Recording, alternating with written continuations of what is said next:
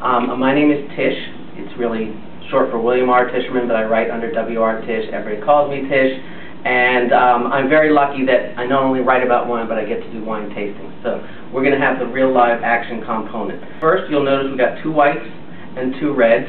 And what they're really representing here is not just specific grapes and places, but styles of wines. So we have a light white wine, a little fuller bodied white wine, and then we have sort of an old world, new world comparison of 2 red wines that have somewhat of a kinship. So we'll be tasting them and see how you, John Turiano, like them, and I'll tell you a little bit more about them as we get there. 2 screw tops, 2 corks. It's an even match. And most wines these days are still corked, but you cannot avoid these babies these days. They're happening, and they're very easy. Watch this. How easy was that? Okay. See, it took me... Is there any negatives to that, though, to have a screw cap? Some people prefer, you know, it's kind of more romantic to have a cork, right? It is a little, it still has that cachet, that romance, but there's nothing technically wrong. In fact, this is physically a better closure because it prevents the idea of a cork causing the wine to go bad. Basically, this is metal and plastic. This is a piece of a tree. I didn't even get the cork out yet. That's how fast the screw caps are. So, would you want to put a piece of a tree next to something you're going to eat? Probably not. Everything is relative in terms of wine. We have different degrees of dryness and sweetness, different degrees of intensity, different textures, and it goes along a spectrum. And when I say lighter, I'm generally referring to the weight or the intensity of the wine. Okay. And hopefully that'll come through when you taste them.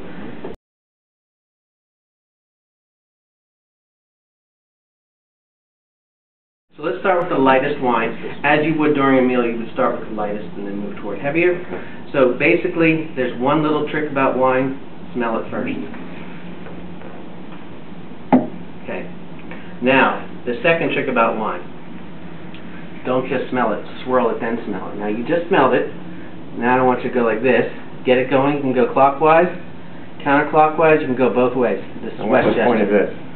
It's going to increase the vapor. Other than looking cool. Other than looking cool, it increases the vapor. You don't really smell liquid, you smell vapor. So now when you lift it up, you should smell more. Yeah, I do. It opens up. Definitely. I'm not just pointing to the camera. And it's not just pretense. This actually creates more stuff to smell.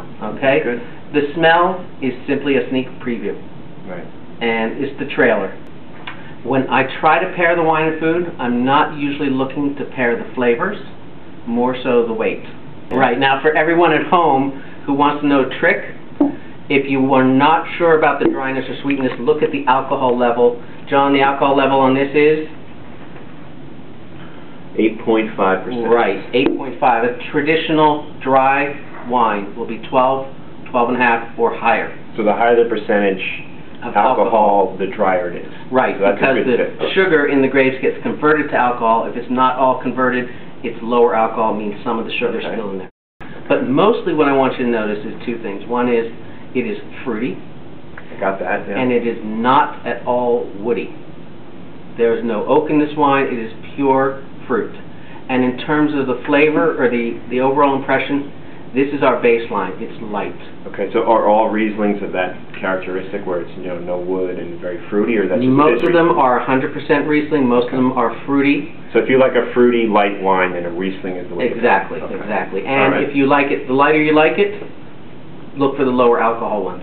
Right. As you get higher in alcohol, you get heavier in body. It goes really well with salty and fried foods, like maybe like little fritters. Fried oysters or something. Yep, and it also goes with sushi, believe it or not. Okay. But light. It's hard to pair savory foods with a fruit. When you think about it, if you start to have to worry about the flavor, well, if it's an herbaceous wine, okay, maybe you have the same type of herb in the dish, but most wines are going to taste of fruit. What goes with cherry or currant or peach? It's hard. Thinking about the weight makes it a little bit easier.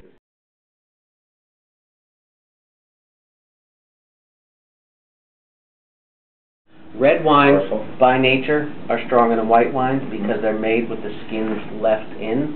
The skins allow you to extract more color, more flavor intensity, and more texture. Now, what I hope you notice in this wine, a little bit of a grit. Yeah. After the wine's gone, your tongue feels a little bit dry, almost like sandpaper. Exactly. That tannin in the wine comes from the skins, and when you leave the skins in the wine, you extract that tannin as well. And that texture makes the wine heavier So tannin gives than whites. it weight and it gives it texture. Yes, exactly. Okay. This one you could drink by itself. Which is what? Sip. Which is the the brand?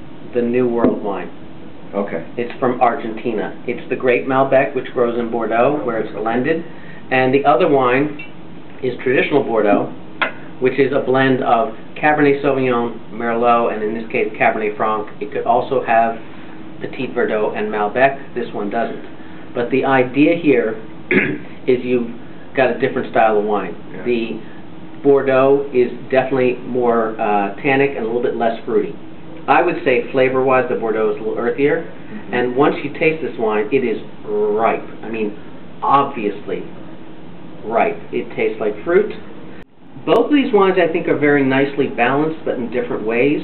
In the Bordeaux, there's some fruit and there's some tannin, and they don't really fight each other. Mm-hmm. You get the sense of both. Right. And in the New World wine, in the Malbec, there's a sort of a balance between the ripeness and, without the tannin, the oak is sort of adding spice. So it's not just fruit. Mm-hmm. It's got fruit and a little bit of the oak and a little bit of spice. So it's balanced in a different way. Mm-hmm. I would have that with burgers or pizza any day, Mm-hmm. the Malbec. But if I were having a nice steak or a nice meal in general, I would go with the Bordeaux.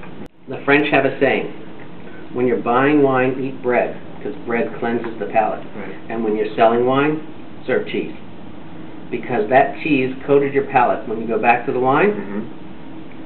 the tannin shouldn't stick. No, you're right. Yeah. And that's why I would say it's more pleasurable to have it that way with the cheese. Right. Because the first experience, you definitely feel it on your tongue, and it's kind of like a drying out almost. Mm-hmm. So it's better with the cheese. Right. It's designed not to be drunk by itself. Okay. That is what French wine really is and does. Okay. Cheers. Okay. Cheers. Here we go. Thank you. A couple of wrap-up points. Obviously, the wines that we just tried here, you may never see again, but in terms of approaching wines, there are some basic things you're always going to find in relative degrees. People are always going to be looking for aroma and flavor. What you smell and what you taste is what you smell and what you taste. If somebody says peach and you taste apple, you're right. They taste peach, you taste apple. But that's your personal taste. The other things that you're going to find are always relative degrees of the body or the weight of the wine, and generally speaking, red wines are going to be heavier than white wines, but it's always going to be a spectrum. So try to remember, when you have a wine, if you like it, think, was it light or was it medium or was it full? It's kind of like milk. Non-fat milk is very light, 1 or 2% medium, whole milk is full. The other things you're going to find in wine always are varying degrees of acidity and texture. The acidity is sort of the tang in the wine. I find it more often in dry white wines. You'll see it a lot more. It's still there in the red wines, but there's more going on, so you don't notice it as much. And the texture, it's flopped. You'll notice the texture in the red wines and not in white wines, because the tannin comes out of the skins when they leave them in a longer time. And generally speaking, the more intense and the more concentrated and the more tannic the wine is, usually the more expensive it's going to be. And also, it's the chance that it's going to get a quote-unquote high rating. That doesn't mean it's better.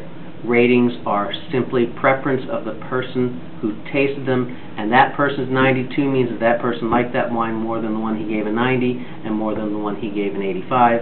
And it has nothing to do with what you might like.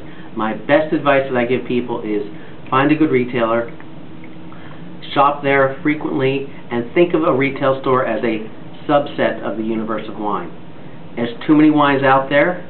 Think of a store as an editor that has already selected some, representing the whole spectrum, but with specific examples. So when you go to a store frequently, you can say, you know what, I like that wine, what else might I like? And bingo. They know, and they can tell you, try this, because it's in the same style.